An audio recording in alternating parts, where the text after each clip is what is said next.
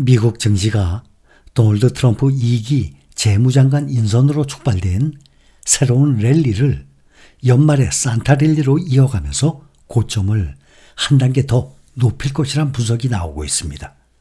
경제매체 CNBC는 산타 랠리와 12월의 계절적 강세에 힘입어서 미국 증시가 올 연말 사상 최고 기록을 낼 수 있다고 보도했습니다. 오늘 미국 증시 3대 지수 일제히 상승 마감했습니다. 지난 21일 이후 3거래일 연속 동반 상승 기록입니다.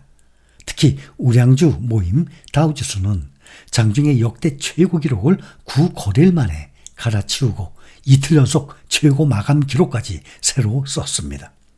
S&P 500 지수는 역사적인 이전 최고치 6001까지 0.3% 정도 남았습니다. 이로써 다우지수의 연초 대비 상승률을 보면 18.62% 상승 중 S&P 500 지수는 26.24%, 기술주 중심 나스닥 종합지수는 29.05%로 확대가 됐습니다. S&P 500 26%, 나스닥 종합지수 29% 상승 중이에요. 역사적 자료에 따르면 12월은 미국 증시 3대 지수가 평균적으로 연중 세 번째 좋은 실적을 내는 달입니다. 가장 좋은 달이 4월, 11월, 그 다음이 12월입니다. 특히 대선이 있는 해 12월, 올해죠. 다우지수는 평균 1.3%, S&P 500 지수는 평균 0.8% 오르면서 연중 두 번째 좋은 월간 실적을 기록을 했습니다.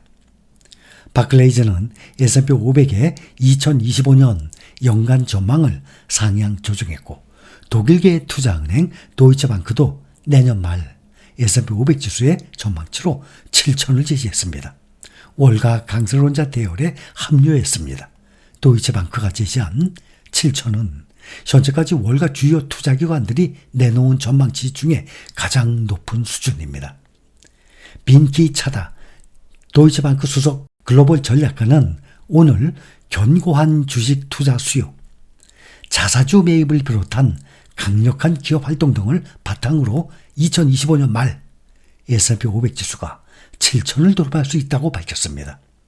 오늘 S&P 500 종가 5,987 대비 17%가량 추가 상승 여력이 있다고 본 것입니다. 그런데 7천 그러면 상당히 높은 것 같지만 올해 지금 S&P 500 26% 올랐어요. 그런데 아직 11월 안 끝나고 12월도 남아있죠. 그런데도 오늘 현재 5,981 대비 겨우 17%가량 오르는 것입니다.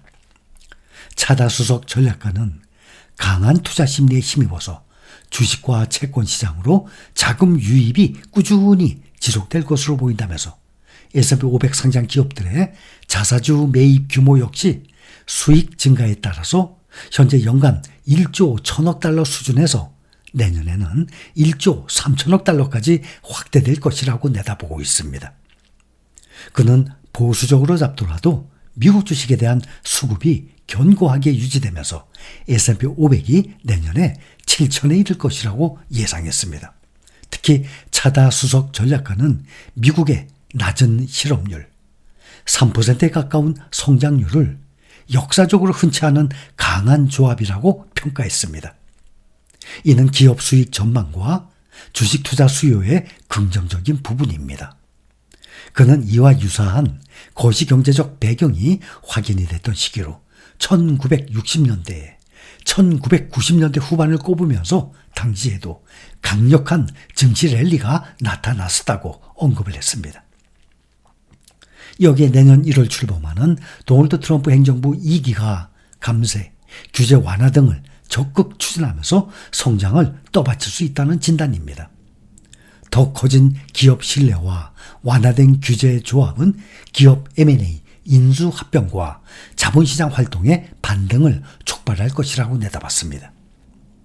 도이체방크가 제시한 7천원, 야후파이낸스가 추적한 주요 월가 투자 기관들의 전망 가운데서도 야데니 리서치와 함께 가장 높은 수준입니다.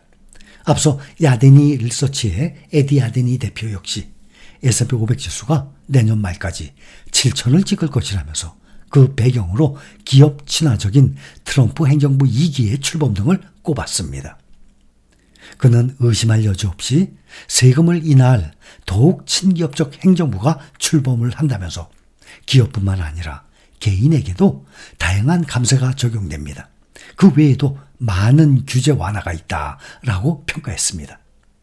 다만 트럼프 행정부가 한층 강경한 보호 무역, 이민 정책을 펼치면서 위험 요소가 될 것이라는 우려도 나오고 있습니다.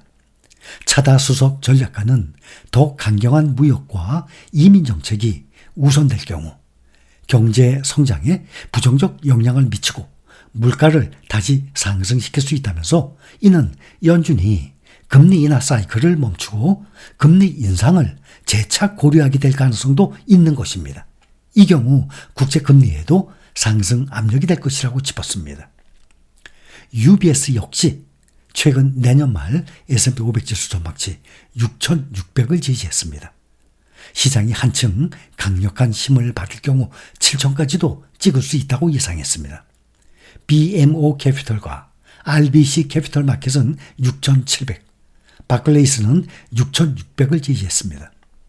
모건 스탠리와 골드만삭스의 전망치는 각각 6,500입니다.